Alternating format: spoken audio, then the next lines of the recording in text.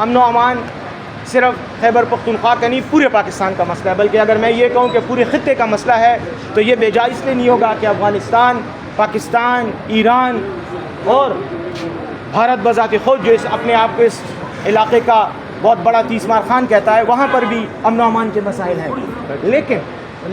لیکن میں یہ چاہتا ہوں کہ آج آپ کے توسط سے اور آپ کے سوال کے جواب میں یہ کہنا چاہتا ہوں کہ جو لوگ خیبر پختونخوا کی طرف انگلیاں اٹھا رہے ہیں کہ ہم دہشت گرد ہیں، ہمارے صوبے میں امن و امان کا مسئلہ ہے، دہشت گردی کا مسئلہ ہے، تو ہمارے صوبے میں امن و امان کا یہ مسئلہ تحریک انصاف کے دور میں نہیں پیدا ہوا۔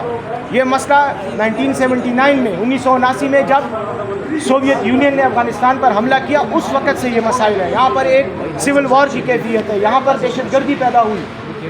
آج پاکستان کی ریاست، پاکستان کے ادارے اس دہشت گردی کا مقابلہ کر رہے ہیں۔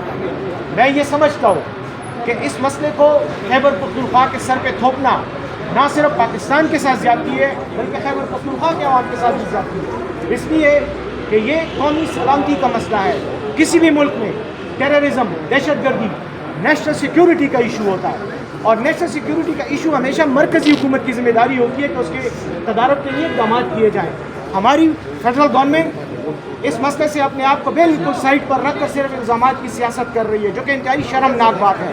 میں یہ سمجھتا ہوں کہ فیڈرل گورنمنٹ کو اپنی ذمہ داری کا احساس کرنا چاہیے، بارڈر کی سیکیورٹی کرنی چاہیے اور دہشت گردی کے خلاف اس لیول پر اقدامات کرنے چاہیے جو فیڈرل گورنمنٹ ہی کر سکتی ہے، وہ ہم نہیں کر سکتے۔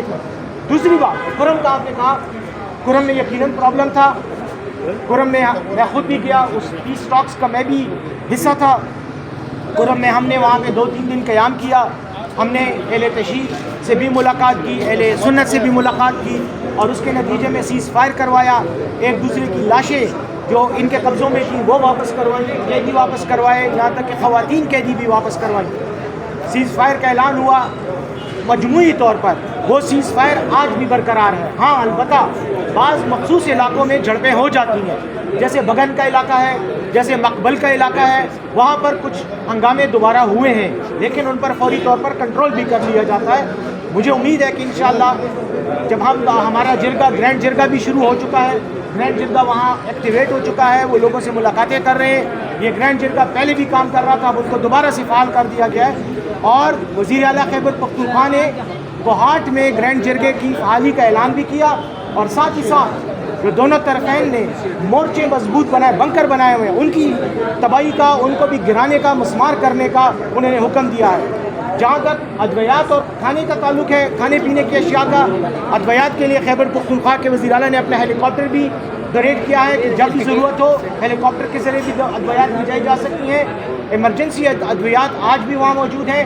ہاں، جو جنرل میڈیسن ہے وہ ٹل تک پہنچی ہیں، اور ٹل کے بعد آگے بھی وہ جائیں گی۔ اصل میں راستے بند ہیں اس میں ہیلی کاپٹر کے ذریعے، لیکن حقیقت میں میری اپڈیٹ کے مطابق آج کی ڈیٹ میں ایسی کوئی ایمرجنسی صورتحال نہیں ہے۔ البتہ ایک تنازع ہے، اس کو انشاءاللہ حل کیا جائے گا تو مکمل امن جائے گا۔